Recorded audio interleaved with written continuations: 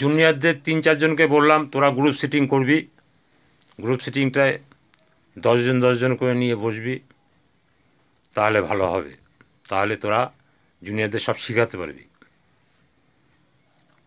আমি group sitting করতে বলেছি, ওরা 3 জন আর 10 জন 10 জন করে 30 জন নিয়ে 3 জনে মিলে একটা ঘরে বসেছে, বসে নানা রকম প্রোগ্রাম মানে নানা রকম প্রশ্নে জর্জরিত হয়ে গেছে, কিচিরমিচির কিচির লেগে গেছে। এমন সময় আমার কাছে খবর আসলো যে এরকম সুভাষদা এরকম মিটিংটায় ওই গ্রুপ সিটিংয়ে নানা রকম প্রশ্ন করছি, কীরকম বিদঘট প্রশ্ন করছে, এরকম আমরা ঠিক সামাল দিতে পারছি না, একটু যদি আসেন। আমি খবরটা পেয়ে গেলাম, ওখান থেকে ঢুকলাম, দেখলাম হ্যাঁ 30টা লোক আর ওরা 3টে লোক, 30টা জুনিয়র, এক একটা জুনিয়র প্রশ্ন করছে, এবার উত্তর পেতে না পেতে আবার আরেকজনা প্রশ্ন করছে, তাই ক্যাচর ম্যাচর লেগে গেছে। এবার আমি ঢুকলাম, ঢুকে বললাম সবাই বসো বসো বসে পড়ো। যে সিনিয়রগুলো ছিল 3 জন তাদেরকে বললাম তোমরা বসো। বসলো, আমাকে দেখে হলটা ওই স্পটটা একটু ঠান্ডা হলো। আমি দূর থেকেই শুনতে পাচ্ছি ক্যাচের ম্যাচের হচ্ছে। আমি কী রে বাবা, কী মিটিং করছো ওরা, এরকম মিটিং তো আমি জীবনে শিখিনি। তারপরে বসার পরে সব শান্ত হলো। তা শান্ত হওয়ার পরে আমি বললাম যে তোমাদের অনেক প্রশ্ন আছে, সেই প্রশ্নগুলো আমি শুনব, আমি একে একে প্রশ্নের উত্তর দেব, ঠিক আছে? এবার একটা ছেলে বলল স্যার আমি একটু বলবো, আর একজনও বললো আমি একটু বলবো। আমি শোনো বাবা, এটা দুর্গাপূজার মিটিং নয়, এটা 72 নম্বর গোডাউনের আলোচনা, পেটের আলোচনা।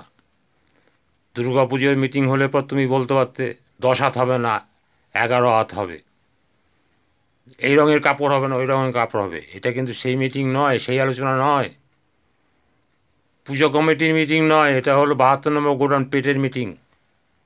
সুতরাং হিসাব করে কথাবার্তা বলবে, আর আমি এসছি বুঝে কথাবার্তা বলবে। আমি দেখলাম এই জুনিয়রদের এই কলহ থামানোর জন্য একটাই রাস্তা। আর তোমাদের মধ্যে কে প্রশ্ন করবে, দাঁড়াও দাঁড়াও, একজন দাঁড়াও, দাঁড়িয়েছে। আমি বলো তোমার কী প্রশ্ন। বলছে না এই কাজটা করতে না, সবাই সিনিয়ররা বলছে কিন্তু এই কাজটা করতে অনেক বাধা আসছে, তা বাড়ি থেকে চিন্তা করছে, বাড়ি থেকে বলছে করতে হবে না, কেন তোর দ্বারা হবে না, এইগুলো বলছে। তা আমি এখন কি করব, এই কাজটা করব না বাড়ির কথা শুনবো?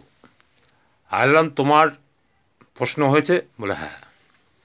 উত্তর শোনো, তোমার বাড়িতে তোমাকে বলছে এই কাজটা করতে হবে না, তোর দ্বারা হবে না, কারণ তুমি যে পুরুষ মানুষ বাড়ির লোক বুঝতে পারছে না, বাড়ির লোক ভাবছে তুমি মেয়ে মানুষ।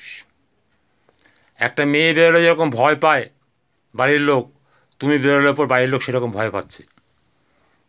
তুমি পুরুষের মতো দেখতে, কিন্তু তুমি পুরুষ নয়, মেয়ে মানুষ, তাই বাড়ির লোকের এত চিন্তা তোমায় নিয়ে।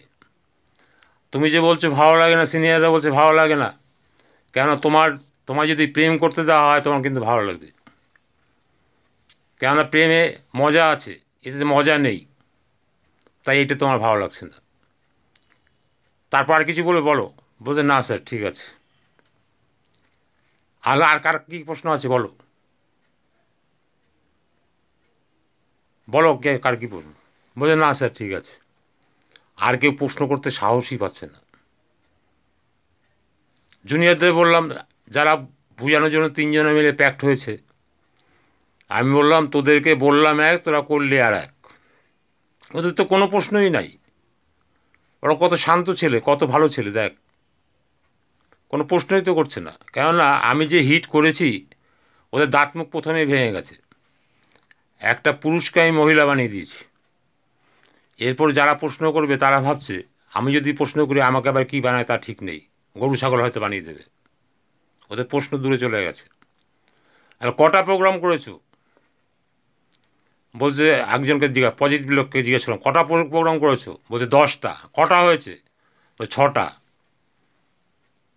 আর তুমি কটা প্রোগ্রাম করেছো, বলছে 15টা। কটা হয়েছে, 10টা। আর যাকে ওর মা বাবা করতে বারণ করেছে, তুমি কটা প্রোগ্রাম করেছো, বলছে একটাও না। তাহলে বুঝতে পারলে তুমি কে, হু আর ইউ, তুমি কে, বুঝতে পারলে তো? প্রশ্ন, অনেক প্রশ্ন আছে না তোমার? আর কি কি প্রশ্ন আছে তোমার বলো তো? বলছে না, আমার আর কোনো প্রশ্ন নেই। ওকে এক্সাম্পল দিতে হবে, এক্সাম্পল দিয়ে ওই জায়গাটাকে ঠান্ডা করে তারপরে বললাম যাও তোমাদের ছুটি। ওই 3 মরাকে নিয়ে বসলাম যে তোদের বলেছি গ্রুপ সেটিং আলাদা আলাদা করতে, এক জায়গায় 30 জন নিয়ে তোকে কে বসতে বলেছে? বলে না, বললাম ভালো হবে 3 জনা বলবো। 3 জনা বলবি, তাতে দেখেছিস হাট বাজার করে ফেলেছিস। সিনিয়রের কথাটা কানে গেল না, সিনিয়রের কথাটা গ্রাহ্য করলি না, আমি কি বলতে চাইছি বুঝতে পারলি না। এখন সুভাষদা আসুন, আপনি একটু বাঁচান। কই, ওদের তো কোনো প্রশ্নই নেই আমার কাছে। না ঠিক আছে, কি ঠিক আছে? এইভাবে আপনাকে টিমটাকে, ইউনিটটাকে তৈরি করতে হবে। কারণ আপনি যদি মেরা নাম জোকার হয়ে যান, তাহলে ওরা কিলিবিলি কিলিবিলি করে আপনাকে ধরবে। আপনার ভিতরে পার্সোনালিটি থাকতে হবে, পার্সোনালিটি না থাকলে আপনি টিম ডেভেলপ করতে পারবেন না। সেই পার্সোনালিটিটাকে আপনাকে আনতে হবে। সবাই কেন প্রশ্ন করবে, আমি প্রথমেই কেন লাই দেব? অকমার ঢেকি সে প্রশ্ন করছে, কাজেই যায়নি, একটা প্রোগ্রাম করেনি। যারা প্রোগ্রাম করেছে তারা প্রশ্ন করতে পারে। যাই হোক, এইভাবেই আপনাকে ডেভেলপ করতে হবে, এইভাবেই আপনাকে শিক্ষিত করে তুলতে হবে।